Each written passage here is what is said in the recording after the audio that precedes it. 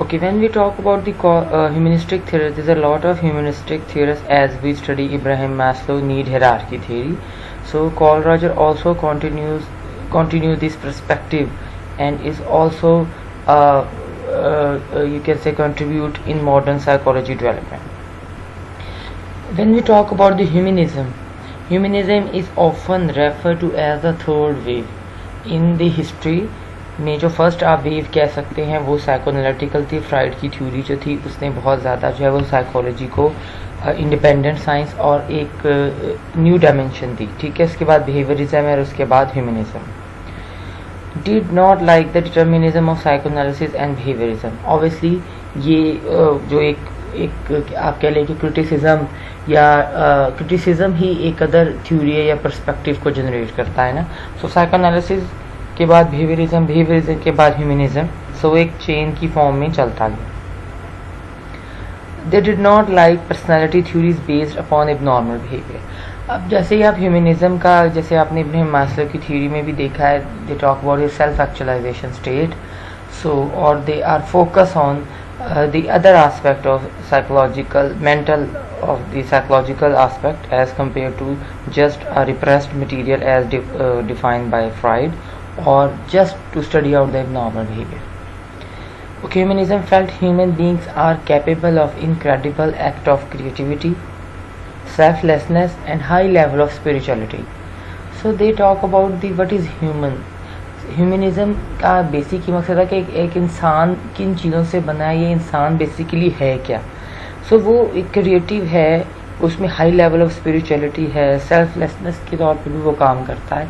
तो उनकी उन क्वालिटीज़ को हाईलाइट किया जाए जो कि एक अच्छे इंसान को, जिसे हम कहते हैं कि अच्छा इंसान क्या है, कि इंसान में क्या है, कि उसमें एहसास होना चाहिए, उसमें इमोशन होने चाहिए, उसमें दूसरों के लिए इंसानियत होनी चाहिए और वो अपने इन पोटेंशियल को पहचानता हो, अपनी सही गलत का फैसला कर सकता है. एक strong personality, right. Humanism believed human basically good and worthy of respect. So अगर हम अपनी सोल देखें तो अल्लाह ताला ने हमारी जो सोल बनाई है, इंसान की सोल, उसके जो कह लें आप अगर कह लें कि इंग्रेडिएंट अगर आप फॉर एग्जांपल कहें या वो किस चीज़ से बनी है तो वो होगी वो क्या कह लें कि गुड, नेकी और ट्रूथ. ये दो चीज़ें हैं जो हमारी सोल जिनसे बनी है. और हम जैसे हम जो खाते हैं उसका इफेक्ट हमारी बॉडी पे होता है. अगर हम बहुत ज़्यादा खा रहे हैं, ऐसी चीज़ें खा रहे हैं जिसमें फ़ैट है, ये हमारी हेल्थ के लिए अच्छा नहीं है, तो इसी तरह हमारा वेट ज़्यादा होगा.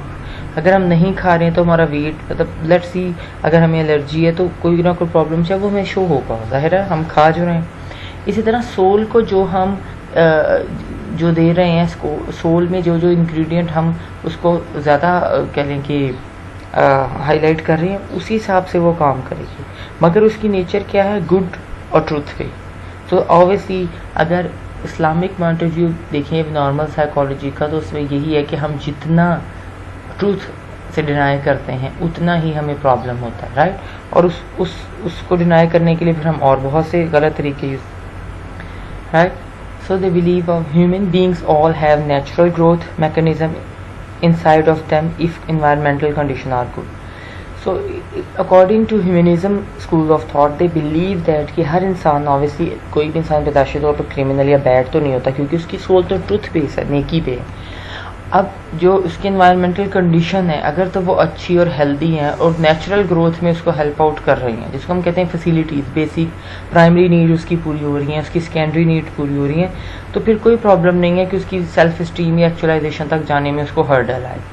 बट अगर वो बेसिक नीड पे ही प्रॉब्लम में है तो वो जाहिर है कि फिर वो चीज़ें उसकी जो यानी कि ग्रोथ पे इफेक्ट करती हैं वो और कंडीशंस है एज़ कम्पेयर टू हम सिर्फ एक नॉर्मल बिहेवियर या सिर्फ ह्यूमन को ब्लेम करें कि उसमें नेगेटिविटी है, right.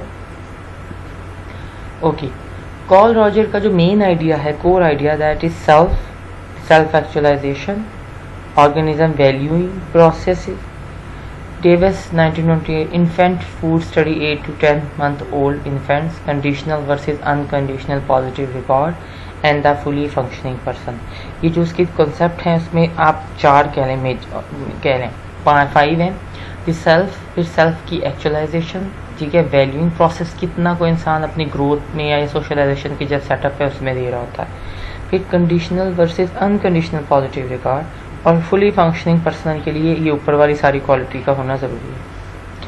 Okay, if we talk about the fully functioning person, okay, if we talk about his self, तो एक्चुअलाइजेशन भी आपने देखा कि फुल पोटेंशियल को रिकॉग्नाइज करना।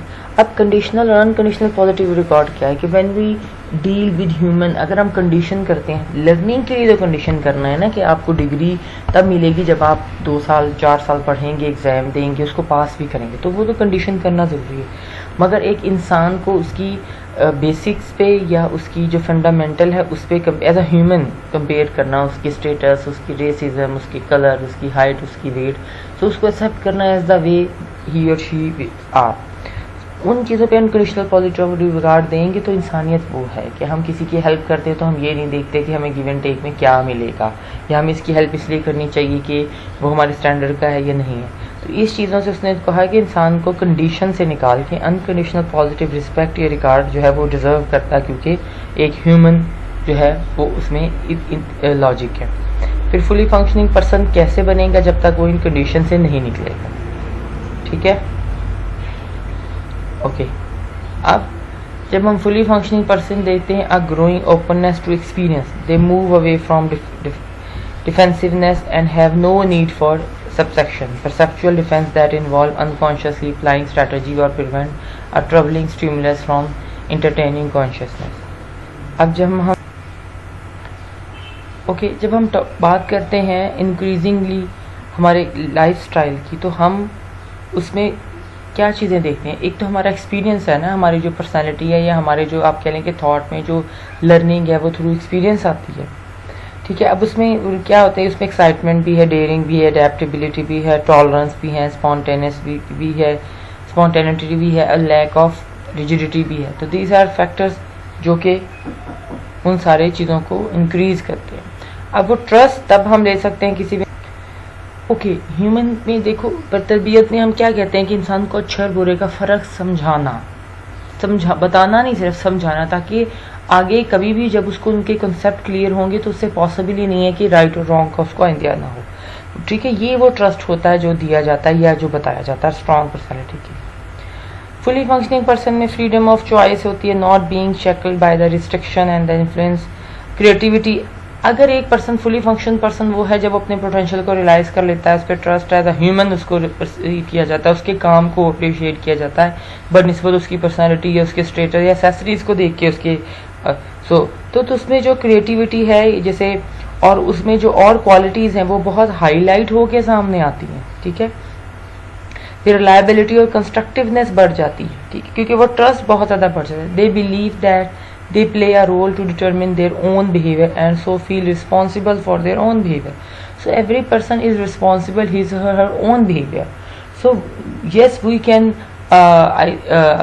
correct people on their wrong behavior, or we can highlight some problematic behavior, but it doesn't mean that we all time criticize or we all time we are not sportive towards any person that he or she can be doing something great, right? That is very important. Fully functioning person experience joy and pain, love and heartbreak, fear and courage more intensively. Roger description of the good life. The process of the good life is not, I am convinced, a life for the faint-hearted. It involves the scratching and growing of becoming more and more one's potential. It involves the courage its make launching on once fully into the stream of life. So 1961 में ही define this quotation. क्या देखें, वो एक good life को बनाना पड़ता है। Life तो देखें, अगर लकीली गुड है या मिल गई है तो वो इंसान कहता है अच्छा गुड है तो गुड ही होती है, जिसकी बैड है वो कहेगा नहीं प्रॉब्लम ही होती है, लाइफ इतनी आसान नहीं होती। और एक इंसान 20-25 ईयर और 30 ईयर की एफर्ट के बाद उसको गुड बनाता है या उसकी उन अचीवमेंट को गोल्स को अचीव करता है जो उसने बनाए भी होते हैं। So it's take a time, वो बनानी पड़ती है लाइफ। ऐसा नहीं होता है कि आपको कोई, जिसको कहते हैं ना कि ऑलरेडी एक कोई चीज़ है जिसको हम बनी बनाई ले सकते हैं, ठीक है, उसको जितना बेहतर बना सकते हैं वो हम बना सकते हैं। ओके, अब सेल्फ के कौन सा एस्पेक्ट जो है वो 3 है। एक रियल सेल्फ है, एक हमारी परसीव सेल्फ है और एक हमारी आइडियल सेल्फ है। अब जैसे हम कहते हैं कि एंजाइटी प्रॉब्लम तब होता है कि जब हमारी रियल, ठीक है, और आइडियल इनमें प्रॉब्लम होता है। अब एक देखें, जो रियलिटी है वो रियलिटी, अब आपने जो सोचा हुआ है वो वैसा ही हो। इफ़ यू आर लकीली बहुत सी चीज़ें होती भी हैं सेम, मगर हम सिर्फ एक बहुत अजीब डिफरेंट सिचुएशन क्रिएट कर लें दिमाग में, मगर हमारी लाइफ स्टाइल या हमारी रियलिटी में ऐसी कोई चीज़ भी ना हो, तो वो उससे ऑब्वियसली डिनाई करेगी, और जितना हम उस तरह आइडियल सेल्फ को नहीं अचीव कर पाते उतना हमें प्रॉब्लम होता है, एज़ कम्पेयर टू कि हम देखें कि ये फ़र्क क्यों है इन दोनों में। ठीक है, तो जी अपनी आइडियल और रियल सेल्फ जितनी सिमिलर होंगी उतना अच्छा होगा। मतलब आप अच्छा सोचें, बिल्कुल सोचें, मगर उतना जो आपकी रियलिटी के करीब ही हो। This self में example, I am a good student, I see myself that way, I enjoy it, I strive to become even more of a scholar। ठीक है, अब ये एक अच्छा एक अप्रोच। अब ये कॉन्जरेंसी के आप एक एग्रीमेंट था, अब ये इन कॉन्जरेंसी में क्या आएगा, I strive to be a good student, I don't like studying, people see me as a student। तो ठीक है, अब आप पढ़ना भी नहीं है, कुछ करना भी नहीं है, और उसके बाद आप कहें कि मैं तो एक बहुत ही, जैसे बहुत सारे लोग बहुत सारी बातें करते हैं मगर लोग उनका मजाक इसलिए उड़ाते हैं क्योंकि वो प्रैक्टिकली उस चीज़ को कर ही नहीं रहे होते। तो how it could be possible you can achieve anything without struggling it. Person centred, okay. अब कॉलराजर ने जो कॉन्सेप्ट दिया ह्यूमनिस्टिक में उसकी थ्योरी का, उससे ही रिलेटेड उसने थेरेपी में भी टेक्निक्स बताई कि अगर आप की प्रॉब्लम इससे है कि कंडीशन रिस्पॉन्स आपको रिस्पेक्ट मिल रही है तो वो बहुत प्रॉब्लम करती है। ठीक है, वो इन्फ्योरिटी लाती है इंसान में, और इन्फ्योरिटी और फिर सेल्फ में अगर कंट्राडिक्शन बहुत ज़्यादा है रियल और आइडियल में, तो उसको, और परसीव सेल्फ में भी, तो उसके लिए बहुत ज़रूरी है कि हम क्लाइंट क्या करता है, feel safe and grow. Client centred therapy का नाम ही पर्सन सेंटर थेरेपी, क्योंकि उसमें उसका focus he person. Okay, he develop this theory between 1950s। तो फर्स्ट टाइम उसने पेशेंट का वर्ड यूज़ नहीं किया था, रॉजर था जिसने क्लाइंट का वर्ड यूज़ किया था ह्यूमनिस्टिक अप्रोच में, और पर्सन बल्कि तो आगे भी फिर वो क्लाइंट यूज़ किया, और उसने उसकी थेरेपी का नाम ही पर्सन सेंटर या क्लाइंट सेंटर थेरेपी थी। इसका मतलब है जिसमें हम फोकस बीमारी या नॉर्मल बिहेवियर को नहीं करते, इसमें हमारा फोकस एक इंसान है, क्योंकि उसकी खुद इतनी वर्थ है कि हमें और चीज़ों के लिए वर्थ की ज़रूरत नहीं। The therapist tries to create a safe supportive environment in which the patient client feel safe to grow. अब उसमें क्या कहेंगे, उसको वार्म मिलेगी, अनकंडीशनल पॉजिटिव रिगार्ड और एम्पैथी मिलेगी ना, सिंपैथी नहीं मिलेगी, एम्पैथी मिलेगी कि जहाँ पे उसको पता होगा कि मैंने अपने प्रॉब्लम को सॉल्व कर लेने, ups and down is a part of life. Okay, इसमें जो क्रिटिक और पॉजिटिव है वो talk about the positive in our personalities. हम बहुत दफ़ा अपने बारे में नेगेटिव इतना सुन चुके होते हैं कि हम हमेशा परसीव करते हैं कि मेरे में ये 10 बुराइयाँ 1000 हैं, मगर अच्छी बात सोचने पड़ती है कि अच्छा मेरे में ऐसी गुड क्या क्वालिटी है, क्योंकि हमें इस तरह का फीडबैक इतना नहीं मिलता है। सो वो हमारी वो ग्रोथ भी नहीं होती है पॉजिटिविटी में कि हमारी पर्सनैलिटी में ये पॉजिटिव चीज़ है। फिर effective psychotherapy simple to learn, generate much discussion and research. If we have national religion it would be humanism versus Islam. तो इसमें हमें देखना पड़ता है कि किस तरह से हम उसको डिस्कस करें तो हम उन चीज़ों को हाईलाइट कर सकें और रियलिटी में लें। फिर नॉट रियल मॉडिफिकेशन इस थ्योरी सिंस 1953 टू ऑप्टिमिस्टिक। अच्छा, इसमें जो एक जिसको ना वैल्यूड, हम कहते हैं ना कि एथिक और वैल्यू है कि आप किसी पर्सन को रिस्पेक्ट देते हैं, मतलब एक बड़ा है, हमने इसको रिस्पेक्ट देनी है एज कम्पेयर्ड ये देखे बिना कि हम उस पर्सन का क्या स्टेटस है क्या नहीं। ठीक है, ये तो एक जिसको कहते हैं वैल्यूज़ में आता है, इसलिए उसने इसको generated much discussion and research. अब उसमें क्या है, उसने इफेक्टिव साइकोथेरेपी तब होगी जब सिंपल टू लर्न, एक इंसान को बेसिक पर्पस ये होता है समझाना कि आप एज अ ह्यूमन की आपकी जो पर्सनैलिटी है उसमें प्रॉब्लम जो है वो सिचुएशनल प्रॉब्लम है। ठीक है, बिहेवियर प्रॉब्लम होती है ना, जैसे हम कहते हैं कि हमारा एक एक्शन गलत है, हमारा एज अ ह्यूमन तो आप उसको लेबल नहीं कर सकते ना, एक बैड एक्शन हम कहते हैं, एक क्रिमिनल एक बैड एक्ट है। ठीक है, अब उसमें वो पूरी पर्सनैलिटी या पूरे इंसान की सोल उस पर नहीं बेस कर रही होती। ठीक है, वो तो एक ब्रॉटअप की वजह से ऐसा होता है। आपने पढ़ा है ना कि ब्रॉटअप में हमने इसमें देखा है कि ये सारी चीज़ें जब हम उसमें देख रहे होते हैं। Okay, no real modification in theory since 1953। अच्छा, उससे पहले क्योंकि उस पर बहुत ज़्यादा आप कह लें कि उसको उन्होंने कहा कि ये शायद बहुत आइडियल चीज़ें बताई गई हैं, ये इस तरह थोड़ी इलाज हो पाता है कि इंसान के जो नॉर्मल बिहेवियर हैं या साइकोलॉजिकल थॉट्स में जो प्रॉब्लम है। तो मगर आप जर्नल देखें तो हमारे प्रॉब्लम ज़्यादा हमें लोगों की एक्सपेक्टेशन से आते हैं, उनकी क्रिटिसिज्म से आते हैं, उनके नेगेटिव फीडबैक से आते हैं, एज कम्पेयर टू के कुछ ट्रॉमा या ऐसी ट्रेजिडी वो तो होगी, तो फिर एक इंसान की लाइफ में एक्सपीरियंस बैड हुआ ना। अगर डेली ही आपको इस तरह की 10 बातें इंसान को सुननी पड़ रही हैं तो वो ज़्यादा उसके लिए पैथेटिक है एज कम्पेयर टू के लाइफ में खुदा न खास्ता कोई ऐसा ट्रॉमा या ट्रेजिडी हुई जिसकी वजह से वो उसके लिए सारी ज़िंदगी बैड एक्सपीरियंस के रहा, या वो अनप्लेजेंट थॉट की फॉर्म में उस इंसान के हमेशा माइंड में आता है। ठीक है, organism values processes really doesn't work.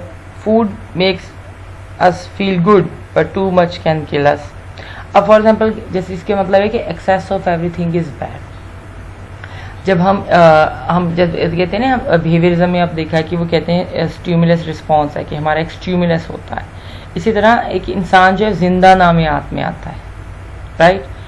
तो उसमें उसकी जो भी साइकोलॉजिकल एस्पेक्ट हैं उससे जब भी वो डेविएट करेगा या उससे डिस्टर्बेंस होगी तो उसको प्रॉब्लम होती है। अच्छा, आइडेंटिटी के इशू भी क्यों होते हैं? जेंडर आइडेंटिटी में इशू जो है वो आज के दौर में बहुत ज़्यादा बढ़ गए हैं, यूथ में specially. They want to accept their self as the way they are, और there are different cosmetic surgeries और there are different kind of things which is are people used in both gender for change their appearance, for change in the colour और the white colour, और there is a lot of other things are happen nowadays. उसकी वजह क्या है? ठीक है, उसकी वजह ये है कि हम अपने आप को एक्सेप्ट नहीं कर रहे, ठीक है, और उसमें रोल प्ले किया है। एक तो ब्रॉटअप सिस्टम स्ट्रांग नहीं था मे बी, और दूसरा जो हमें फीडबैक या सोशल सेटअप में कंडीशन हम condition we are beautiful if we are white. एक इंसान वो खूबसूरत है अगर वो स्मार्ट हो, अगर एक इंसान खूबसूरत है अगर वो ये हो, अगर इसके पास पैसे हो, अगर उसके पास ये हो। No, this is not the criteria for beauty social setup में। तो वो एक सिनेरियो ऐसा क्रिएट किया गया है कि जो पूरी एक आर्टिफिशियल जिसको कह लें कि फ्लेम होगी, जिसकी वजह से हर पर्सन परेशान। अच्छा ओके, वाइट हो जाए तो उससे ब्यूटीफुल हो जाएंगी, राइट। ब्यूटी होती है एक पॉजिटिव बिहेवियर से, पॉजिटिव जो इंसान जिसमें थॉट हो, पॉजिटिव जिसमें फीलिंग्स हो, जिसमें एहसास हो, राइट, जिसमें पॉजिटिविटी हो, जो दूसरों की हेल्प करता हो। तो एक ब्यूटीफुल तब सोल बनती है जब वो इस तरह के इंग्रेडिएंट से बनेगी, जब अब आप उसको इस तरह करेंगे। सिर्फ बाकी जो एक सोशलाइजेशन के सेटअप में चीज़ें जिसको कहते हैं कि सो कॉल थिंग्स ऐसे नहीं होती। Incredibility self centred make us selfish, ठीक है। Most of the time we are, every person is selfish, but most of the time it could be cruel, because humanity का ह्यूमनिज्म जो स्कूल ऑफ थॉट है उसका जो एक main core idea perspective है वो ये है कि accept yourself as the way you are or give other persons to space to live their own life, right, and accept the person without any condition, because we are a human, we are not an animal that we can all the time condition और हमने किसी इंसान जानवर की तरह उसको बांध के रखा हुआ। No, these are all the characteristic which is related to the humanistic school of thought. तो ये इस ह्यूमनिज्म और कॉल रॉजर की थ्योरी ने बहुत पॉजिटिव और कहने के जिसको कहने थर्ड वेव कंट्रीब्यूशन दिया है in the development of modern psychology. They give the different dimension to think other theories, because they just think on the normal और repress behaviour by dealing the abnormal people. No, Carl Roger said that you can also deal with normal people and then you can understand what they are facing. Okay class, thank you so much.